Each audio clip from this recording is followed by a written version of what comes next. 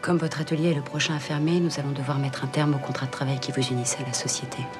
Je suis Gaël Morel, réalisateur de Prendre le large. Je suis licenciée. Vous avez la possibilité de demander un reclassement, là où nous allons continuer la production. Au Maroc. Prendre le large, c'est l'histoire d'une femme qui s'appelle Edith, qui arrive à la cinquantaine et qui va être victime comme ça d'un plan social dans son usine qui se délocalise au Maroc. Et donc il y a une proposition qui est faite aux ouvrières, c'est soit de toucher les indemnités et puis d'accepter le chômage, soit d'accepter d'être reclassé au Maroc avec l'usine et d'être au même salaire que les locaux au Maroc. Alors évidemment, tout le monde choisit les indemnités et le chômage, sauf Edith. Qu'est-ce que tu fais là? J'y suis pour rien. Dis-moi plutôt ce que tu voulais me dire. Ça doit être important pour que tu sois monté. Non, c'est trop tard pour parler. Ouais, c'est ça, t'as raison. La complicité avec Sandrine Bonnaire, elle a été pour moi antérieure au film. C'est une actrice avec laquelle je voulais travailler depuis très longtemps. Et même avant de faire du cinéma, puisque j'étais très jeune adolescent quand j'ai découvert Sandrine dans À nos amours. Et je pense même qu'elle est une des motivations comme ça dans mon désir de faire du cinéma. Donc l'idée de travailler avec elle était inscrite en moi depuis très longtemps. Et Sandrine vient d'un milieu très populaire, comme le mien. Et j'étais persuadé qu'elle comprendrait ce personnage et que ça se passerait comme ça d'explications psychologiques et qu'elle avait une connaissance empirique de ce milieu-là. Je pensais que j'occuperais le même poste qu'en France. Vite, plus vite. On accepte tout pour le travail. Regarde.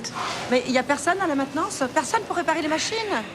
Prendre le large, c'est pas mon premier film au Maroc. J'ai déjà fait 2 autres films au Maroc, l'un comme acteur, l'autre comme réalisateur. C'est un pays que je connais parfaitement. J'y vais depuis plus de 20 ans. L'un de mes meilleurs amis est le co-scénariste du film, Rachid O, écrivain marocain. Donc, en tout cas, pour moi, j'ai travaillé avec les Marocains, l'équipe marocaine, les acteurs marocains, comme avec l'équipe française, les acteurs français. Et je pense que j'ai regardé le Maroc comme je regarde mon pays.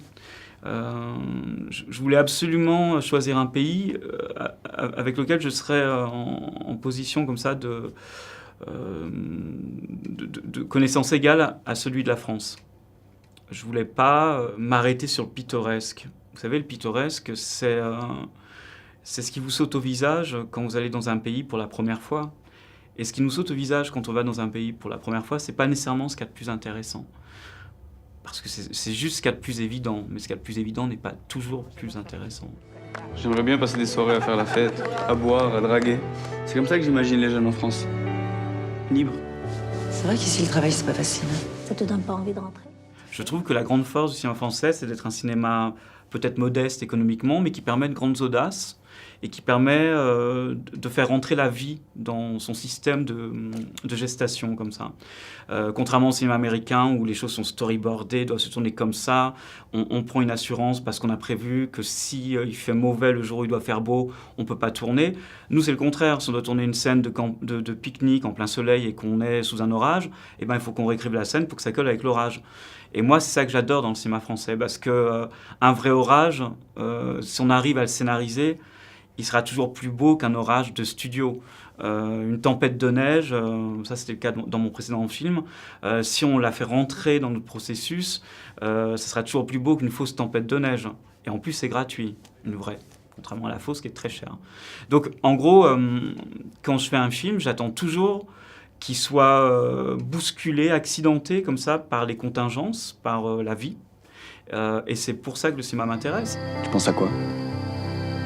À la suite.